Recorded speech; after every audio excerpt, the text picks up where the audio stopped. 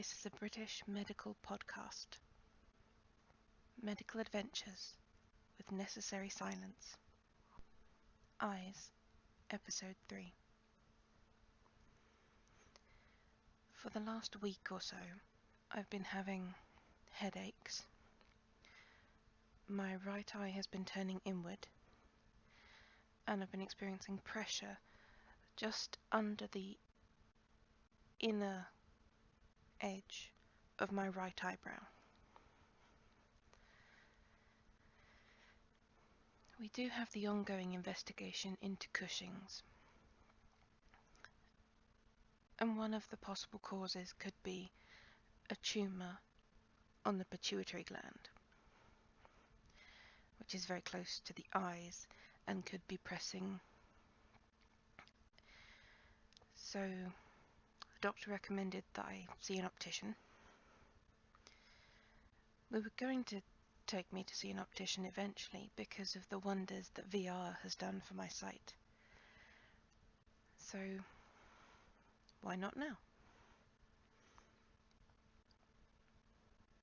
My last eye test was apparently 2014.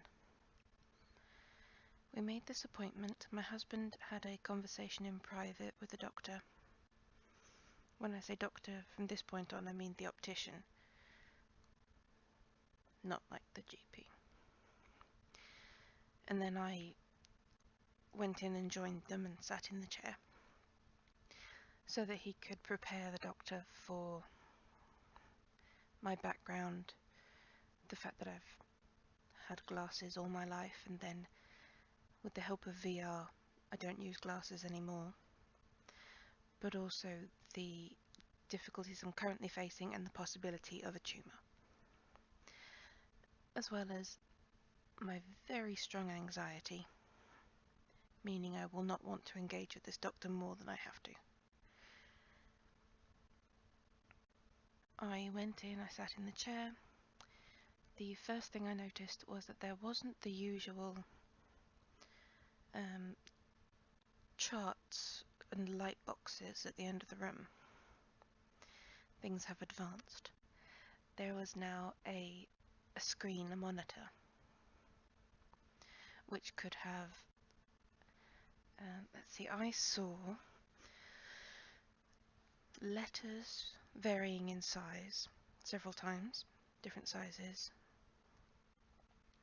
and a black background with a white dot in the centre for when the doctor needed me to focus on one spot, and then later when he was testing how different lenses affected my vision, a white background with a cluster of dark dots. So it was nice to see the updated technology before all of the different options were on display, whether or not you needed them, and it was a little distracting, and it's just nice now it's not as cluttered. There were still the monster glasses, those big chunky plastic frames that they put the different lenses in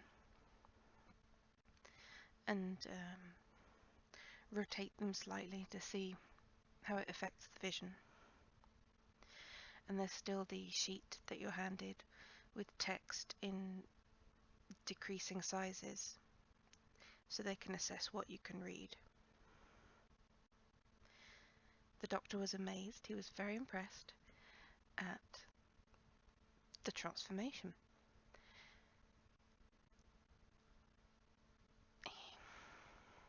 He was slightly less impressed when he found out, well, he sounded less impressed when he found out that it was actually something that we were doing at home without any professional supervision. That it wasn't a doctor had recommended me to a clinic where they were giving me this visual therapy, but that it's just something that we've just been meddling with, and it's had this wonderful result. But hopefully the doctor will, seeing the results, maybe look into it. Maybe,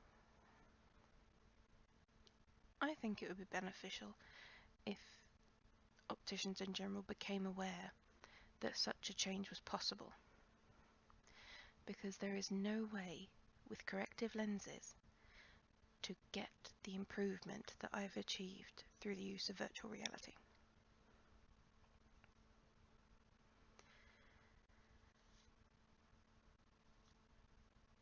He said that I will still have a weakness in my right eye because I am long-sighted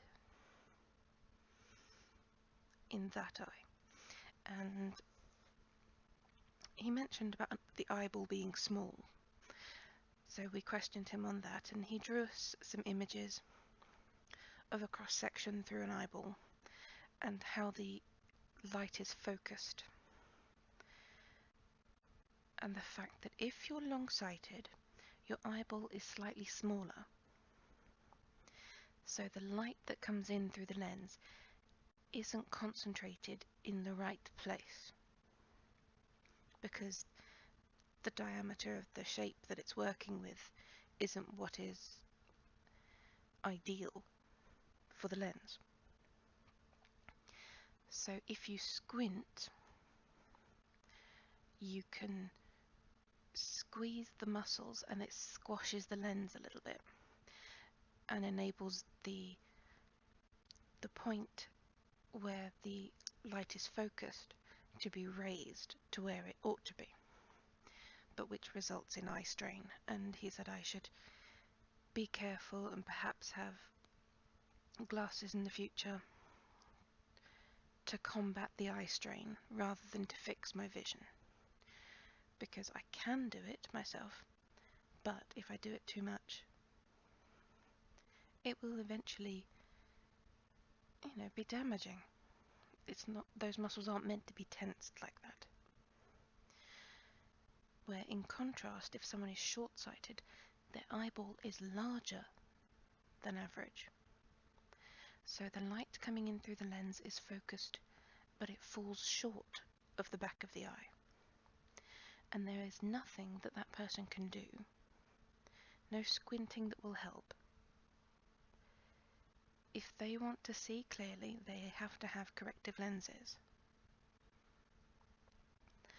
And I had no idea that long-sightedness and short-sightedness were as a result of a physical size difference of the eyeball. I assumed it was something misaligned, or just the individual parts of the eye not working together as they should. It hadn't occurred to me that it was the size of the eyeball that made the vital difference.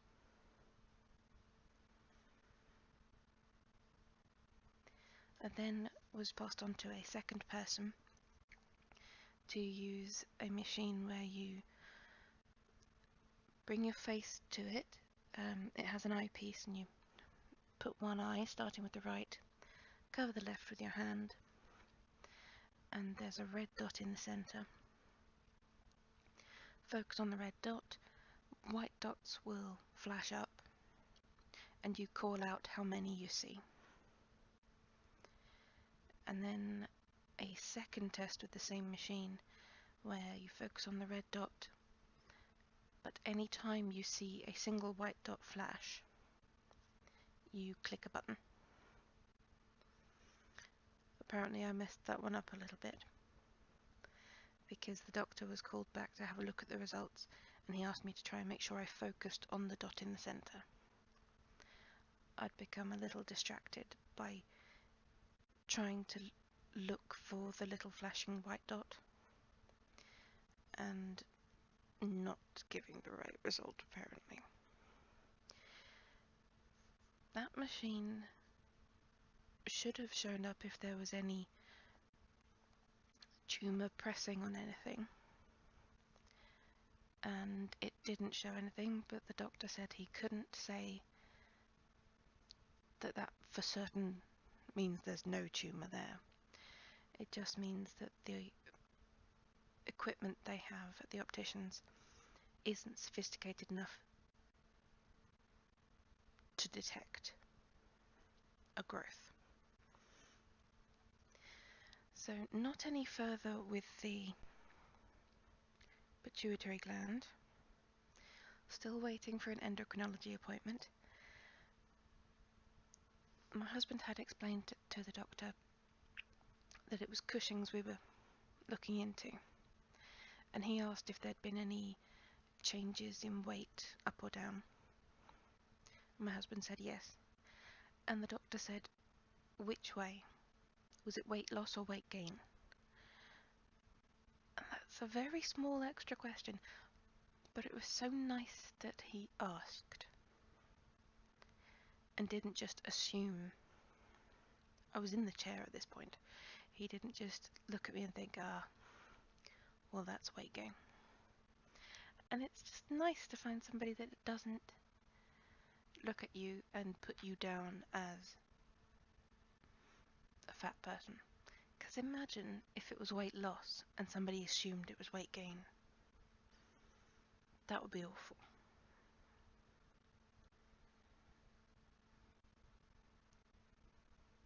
If it was weight, which way have I just said?